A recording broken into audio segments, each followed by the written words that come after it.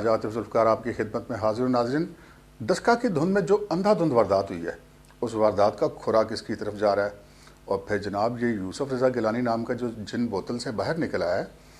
क्या हुकूमत इस जिन को दोबारा बोतल में बंद कर पाएगी या कि ये जिन ही हुकूमत को निगल लेगा? और फिर ये जो हुकूमत बहुत तेज़ी से कुछ इक़दाम कर रही है, क्या ये इक़दाम हुकूमत के ख़ात्मे की तरफ इसको लेके जा रहे हैं?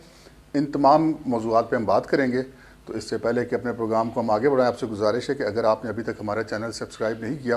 तो उसे सब्सक्राइब कर लीजिए और साथ ही बेल आइकॉन भी दबा दीजिए, ताकि जो ही कोई हमारा प्रोग्राम अपलोड हो उसका नोटिफिकेशन आपको मौसूल हो सके। और साथ ही जनाब कुछ कमेंट कर दिया करें और लाइक कर दिया करें अगर प्रोग्राम पसंद आए तो नाज़रीन, प्रोग्राम के आगाज़ में हम बात करते हैं ज़िमनी इंतख़ाबात की। ज़िमनी इंतख़ाबात में हुकूमत को बुरी तरह हर जगह पर ही तकरीबन हज़ीमत उठाना पड़ी। सिंध में जो इलेक्शन हुए, जो बलूचिस्तान में इलेक्शन हुए, जो पंजाब में इलेक्शन हुआ, जो KPK में इलेक्शन हुए, हर जगह हुकूमत की हालत जो है वो बहुत ज़्यादा पतली रही। ख़ुसूसन KPK में जिस सीट पर इलेक्शन हुकूमत ने लूज़ किया, वहाँ पर कोई ऐसा तसव्वुर भी नहीं पाया जा रहा था कि वहाँ पर कोई और पार्टी PTI से जीतेगी या मुस्लिम लीग नून जीत जाएगी, जबकि वहाँ पे और मकामी जमातें भी इलेक्शन लड़ रही थी। लेकिन जो सबसे बड़ा मामला सामने आया वो डस्का वाला मामला था, जब उसके 360 पोलिंग स्टेशन में से बेशतर का नतीजा आ चुका था और तकरीबन 20 या 23 जिस तरह कहा जा रहा है कि उनका नतीजा बाकी था। तो फिर बहुत ज़्यादा सवालात खड़े हो गए। वो इन पोलिंग स्टेशनों का पूरा अमला ही लापता हो गया। और हमने बहुत दफ़ा सुना कि जनाब यूँ इलेक्शन चोरी हो जाता है, यूँ बक्से चोरी हो जाते हैं, यूँ वोट चोरी हो जाते हैं, लेकिन ये पहला मौका था कि पूरे का पूरा अमला ही चोरी हो गया। इस मामले में जो एक बहुत बुनियादी बात यह है कि ये अपोजिशन का सिर्फ इल्ज़ाम नहीं है, ये हुकूमत के ख़िलाफ़ इलेक्शन कमीशन की अपनी चार्जशीट है। रिटर्निंग अफसर की तरफ से जो चार्जशीट किया गया हुकूमत को, ये वो है कि इस सारे मामले में जो सोचने की बात है कि जो अफसरान थे जो आइन और कानून के मुताबिक उस रोज़ इलेक्शन कमीशन के मातहत होते हैं, क्योंकि इलेक्शन कमीशन जो है वो आइन के मुताबिक, कानून के मुताबिक जब इलेक्शन प्रोसेस शुरू हो जाता है तो इंतज़ामिया और तमाम जो सरकारी इदारे होते हैं वो इलेक्शन कमीशन को जवाबदेह होते हैं। लेकिन उस दिन इलेक्शन कमीशन को कोई भी अफसर दस्तयाब नहीं था। IG गायब, चीफ सेक्रेटरी गायब, DC गायब, कमिश्नर गायब, DPO गायब, RPO गायब। तो ये सब लोग गायब हो गए, जिसका बहुत सख्त नोटिस लिया है इलेक्शन कमीशन ऑफ पाकिस्तान ने। इससे पहले तो जनाब तहरीक इंसाफ ये कह रहे थे कि जी जो नया मुबैना रिज़ल्ट है उसको अनाउंस करे जनाब इलेक्शन कमीशन, उसको रोके जाने का मजाज नहीं, लेकिन इलेक्शन कमीशन ने ऐसा नहीं किया और तमाम जो अमला है उसको मुतलका अफसरान को आज तलब कर रखा था इलेक्शन कमीशन ऑफ पाकिस्तान में, और वहाँ पर उनके बयानात भी कलम बंद किए गए। 8 प्रिजाइडिंग अफसरान ने बयानात कलम बंद करवाए, जबकि बाकी 12 प्रिजाइडिंग अफसरान जो है वो मौजूद नहीं थे। आज जब इलेक्शन कमीशन इस केस की समाअत कर रहा था और तमाम अफसरान को तलब कर रखा था, तो वो PTI की हुकूमत जो कि बार बार ये कह रही थी कि जो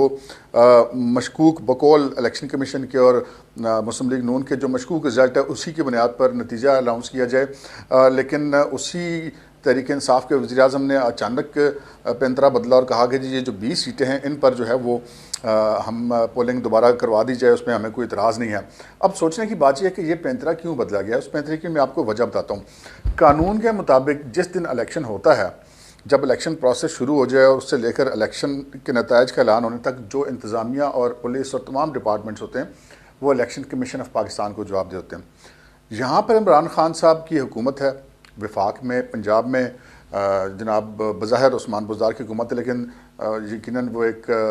बस ये कहते हैं होम्योपैथिक किस्म के वज़ीर आला। असल हुकूमत इमरान खान साहब की है। IGP वही तब्दील करते हैं, चीफ सेक्रेटरी भी वही तब्दील करते हैं, इवन CCPO, DPOs वगैरह ये सारे लोग वज़ीर-ए-आज़म साहब के बराह रास्त हुक्म पर तब्दील और जो है वो आगे पीछे किए जाते हैं तमाम अफसरान। तो अगर इलेक्शन कमीशन इस सारे मामले की तफ्तीश करता है तो यकीनन जो IGP हैं या जो चीफ सेक्रेटरी हैं या जो होम सेक्रेटरी हैं पंजाब के या DPO हैं, RPO हैं, डिप्टी कमिश्नर हैं, कमिश्नर है, ये तमाम अफसरान अगर ये बता देंगे आके कि उन्होंने किसके कहने पर वो उस दिन लापता हो गए सारे लोग और किसके कहने पर तमाम अफसरान दस्तयाब नहीं थे, किसके कहने पर रिटर्निंग अफसर की कोई बात नहीं सुन रहा था, तो ये सारे के सारा खुरा जो है वो फिर वज़ीर-ए-आज़म साहब की तरफ जाता है। क्योंकि पंजाब में तो वज़ीर आला पंजाब तो बिल्कुल कह देंगे जी कंधे उचका के जी मैंने तो पता ही कुछ नहीं, और फिर ये सारा मामला जाना था बराह रास्त वज़ीर-ए-आज़म की तरफ। और उसके यकीनन बहुत सारे سنگین قانونی نتائج کا سامنا کرنا پڑ سکتا ہے۔ ماضی میں ہمارے جو الیکشن کمیشن رہے ہیں وہ خاصے ہومیوپیتھک رہے ہیں، لیکن اس دفعہ بظاہر ایسا لگ رہا ہے کہ یہ الیکشن کمیشن ہومیوپیتھک نہیں ہے۔ تو پھر جناب یہ ایک پینترا بدلا گیا اور یہ کہا گیا کہ جی ٹھیک ہے، ہم 20 سیٹوں پر الیکشن کروانے کے لیے تیار ہے اگر الیکشن کمیشن ایسا کرتا ہے۔ لیکن یہ موقف اختیار کرنے سے پہلے اس بارے میں نہیں سوچا گیا کہ یہ موقف بذات خود ایک اقبال جرم کی حیثیت رکھتا ہے۔ حکومت یہ تسلیم کر لیتی ہے کہ نہ صرف یہ کہ وہ الیکشن کمیشن کی معاونت کرنے میں ناکام ہوئی، امن و امان قائم کرنے میں ناکام ہوئی، ووٹنگ کو منصفانہ اور پرامن بنانے میں مکمل طور پر ناکام رہی، بلکہ اس ساری گڑبڑ میں بھی پولیس کا حصہ ہے، کیونکہ ایسی باتیں بھی سننے میں آ رہی ہیں مبینہ طور پہ کہ جی ساری جو گڑبڑ ہوئی ہے، جن لوگوں کو وہاں سے ہٹایا گیا، جن پریزائڈنگ آفیسرز کو لے جایا گیا، ان میں نام لیا جا رہا ہے کہ مبینہ طور پہ اسپیشل برانچ ملوث ہے، ایک اسپیشل برانچ کے DSP کا بھی نام لیا جا رہا ہے۔ جو فوٹیجز دکھائی گئی الیکشن کمیشن آف پاکستان میں کہ تحریک انصاف کے امیدوار کھڑے ہیں اور بندے وہاں پہ فائرنگ کر رہے ہیں، تو یہ ساری چیزیں تحریک انصاف کے خلاف جا رہی تھیں۔ اور پھر جو یہ بھی سننے میں آیا کہ وہ جو موٹر سائیکل سوار فائرنگ کرتے پھرتے شہر بھر میں اور جگہ جگہ پہ، اور تاکہ لوگ خوف و ہراس کا شکار اور پولنگ کے لیے نہ نکلیں، ان کے بارے میں بھی مبینہ طور پہ یہ الزام عائد کیا جاتا ہے کہ جی یہ جو ہے وہ خود اسپیشل برانچ کے پولیس اہلکار تھے، سادہ لباس والے، وہ یہ کام کرتے پھرے تھے۔ تو اس ساری صورتحال میں اب جو ہے یہ حکومت جو ہے اسپیشلی حکومت پنجاب اور پھر حکومت پنجاب کی وساطت سے وفاقی حکومت بھی اس سارے معاملے میں بہت بری طرح سے پھنس چکی ہے۔ یہ تو اب الیکشن کمیشن دیکھے گا کہ کیا پچھلے الیکشن پہ رزلٹ اناؤنس کر دیا جائے، یا کہ نیا الیکشن کروایا جائے، یا پھر صرف 20 سڑکوں پہ پولنگ کروائی جائے۔ لیکن بہرحال یہ جو افسران غائب ہوئے ہیں، اس دفعہ ایسا لگ رہا ہے کہ یہ معاملہ ایسے نہیں جانے دیا جائے گا، اور یہ ان افسران کو اور جن کے کہنے پہ انہوں نے یہ ایسا کیا ہے ان کو اس کے نتائج کا سامنا کرنا پڑے گا۔ اب بات کرتے ہیں جناب یوسف رضا گیلانی صاحب کی، جو سینٹ کا الیکشن لڑ رہے ہیں۔ یہ سینٹ کی ایک سیٹ کا الیکشن ایسا الیکشن ہے کہ ایسے لگتا ہے کہ یہ تو وزیر اعظم کا الیکشن ہے، اور کیوں نہ ہو کہ اگر ان کا جو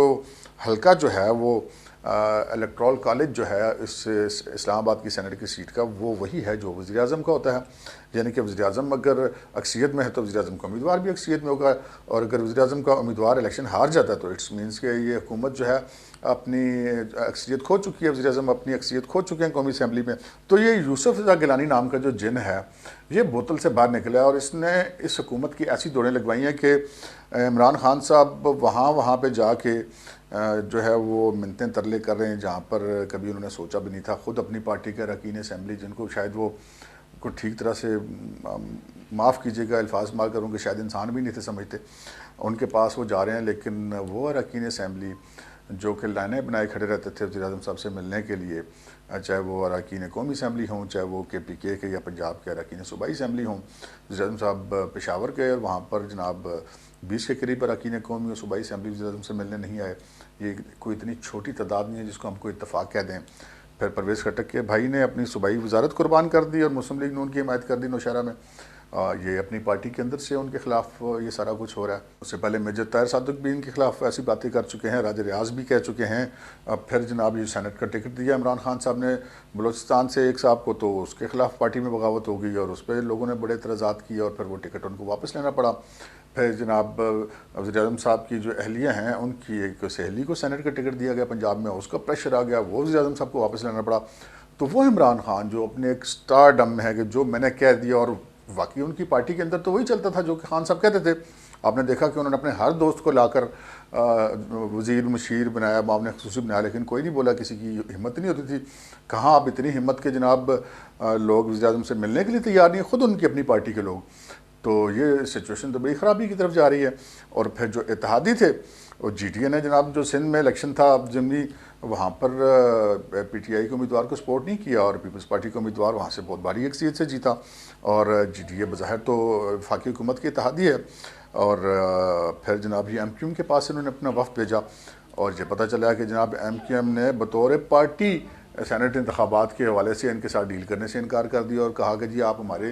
یہ جو اراکین قومی صوبائی اسمبلی ہے ان سے الگ الگ ڈیل کریں، یعنی کہ حکومت کو اب ایک ایک بندے کو الگ الگ راضی کرنا پڑے گا اپنے اتحادیوں کے ساتھ۔ تو بظاہر اس وقت جو ہے وہ کسی حد تک چودھری پرویز علیہ صاحب حکومت کا ساتھ دے رہے ہیں، باقی نہ تو ان کے ساتھ ہمیں ان کی حکومت کہیں کھڑی دکھائی دے رہی ہے، نہ ہی ان کی اپنی پارٹی کی ایک بڑی اکثریت کھڑی دکھائی دے رہی ہے۔ ناظرین، یہ ایسا کیوں ہو رہا ہے؟ ایسا اس لیے ہو رہا ہے کہ جب کسی بھی عمارت کے جو ستون ہیں وہ مصنوعی ہوں، اس کی مصنوعی بنیادوں پر وہ عمارت کھڑی ہو، تو پھر ایسے ہی ہوتا ہے۔ جیسے کہا جاتا ہے کہ اسٹیبلشمنٹ نے اس پارٹی کو ڈیولپ کیا، اس پارٹی کو کھڑا کیا۔ 2011 سے پہلے اس پارٹی کا کوئی صرف کاغذی ایک وجود تھا، اس کے علاوہ اس کا کوئی وجود نہیں تھا، لیکن اس کے بعد اس پارٹی کو جناب جسے کہتے ہیں نا خون کی بوتلیں لگائیں گی اور اس پارٹی کو ایک بڑا گھوڑا بنایا گیا، باوجود اس کے کہ تمام مخالف پارٹیوں کے لیڈرز کو سزائیں دلوا دی گئیں، امیدواروں تک کو اندر کر دیا گیا، ایک ایک گلی گلی محلے محلے والے بندے کو پکڑ کر مخالف پارٹی کو ان کو نظر بند کر دیا گیا، کسی کو الیکشن کمپین نہیں چلانے دی گئی، کچھ نو گو ایریاز بنا دی گئی۔ اس کے باوجود P T I single largest party نہیں بن سکی اور حکومت بنانے کی پوزیشن میں نہیں تھی۔ پھر ان کے بعد ان کو جو ہے آزاد اراکین کو اور دوسری پارٹیوں کے اتحادیوں کو ساتھ ملا کر ایک عارضی سہاروں پر ایک بنیاد پر ایک کھڑی حکومت کرنا پڑی۔ اور اب اگر وہ نادیدہ قوتیں، وہ ہاتھ اسٹیبلشمنٹ اگر حکومت کے ساتھ ہوتی تو شاید حکومت کو اتنی افراتفری نہ پڑی ہوئی ہوتی، اتنی بھگدڑ نہ مچی ہوئی ہوتی۔ اور یہ چیزیں اگر ہم دیکھ رہے ہیں، آپ دیکھ رہے ہیں، تو خود پارٹی کے اندر وہ لوگ جو ایک عرصے سے ضبط کیے بیٹھے وہ اب ان کے کنٹرول میں آنے کے لیے تیار نہیں ہیں۔ ان کا پوزیشن یہ خان صاحب کی کہ جناب وہ ایک ترکڑی ہے جس میں وہ مینڈک تولنے کی کوشش کریں، ایک مینڈک کو ڈالتے ہیں تو 4 پھدک کے باہر نکل جاتے ہیں۔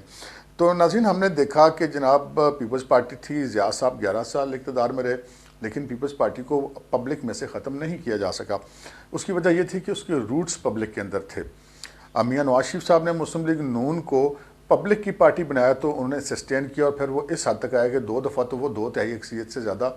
لے کر کے اسمبلی میں آئے، اور 3 دفعہ ان کو نکالا گیا حکومت سے۔ لیکن اس کے باوجود آج بھی ان کی پارٹی ایگزسٹ کرتی ہے، اس لیے کہ اس کے روٹس جو ہیں وہ انہوں نے بنا لیے پارٹی کے پبلک کے اندر۔ خان صاحب کی حکومت نے ایک تو اس کے روٹس پبلک کے اندر نہیں تھے، عارضی بنیادوں پہ وہ کھڑی ہوئی تھی۔ اس کے بعد جب ان کی حکومت بن گئی تو پے در پہ ایسے کام کیے گئے، نہ انہوں نے مہنگائی کی کوئی پرواہ کی کہ ہم اس کو کنٹرول کریں۔ ان کی گورننس کی حالت بھی بہت خراب تھی، معیشت خراب، خارجہ پالیسی تباہ، داخلہ پالیسی تباہ، امن و امان خراب۔ اگر یہ سارا کچھ نہ ہوتا تو خان صاحب کی یہ جو 5 6 7 ووٹوں کی حکومت ہے یہ بھی بہت زیادہ طاقتور دیو بن جاتی۔ لیکن ایک طرف ان کی کارکردگی ایسی ہے، پھر جناب وہ سائیوں کی سرپرستی بھی نہیں رہی، تو اب پوزیشن یہ ہے کہ جناب اپنی پارٹی کے چھوٹے چھوٹے M N As, M P As بھی جناب اب خان صاحب کو آنکھیں دکھانے لگے ہیں۔ تو اس سلسلے میں ہم پھر یہی کہہ سکتے ہیں کہ یہ حکومت بہت تیزی سے اپنے اختتام کی طرف بڑھ رہی ہے۔ ہو سکتا ہے کہ ہمارا اندازہ غلط ہو، لیکن جو آثار ہیں وہ یہی بتا رہے ہیں کہ جناب اس حکومت کے لیے آنے والے دن کوئی اچھی خبر نہیں لا رہے۔ آج کے پروگرام میں اتنا ہی، اجازت دیجیے، اللہ حافظ۔